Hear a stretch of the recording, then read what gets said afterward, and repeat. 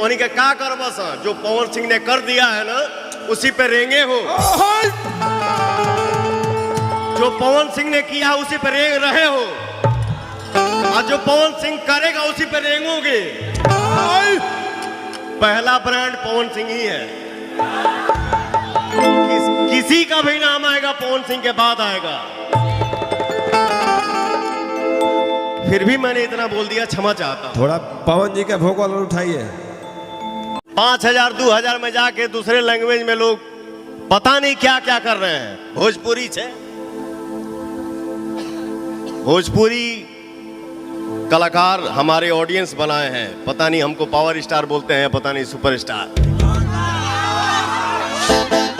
मैं जो कुछ भी हूं जीरो हूं, आप सबका आशीर्वाद हूं। लेकिन मैं आज ये अनाउंस कर रहा हूं इस मंच पे, जो आप लोगों ने भी कल्पना नहीं किया होगा उसको भी नचाऊंगा भोजपुरी में। पवन सिंह नाम, माता पिता गुरु भगवान ऑडियंस, यही मेरा मालिक है। एकरा बाद हम केहू के समझी।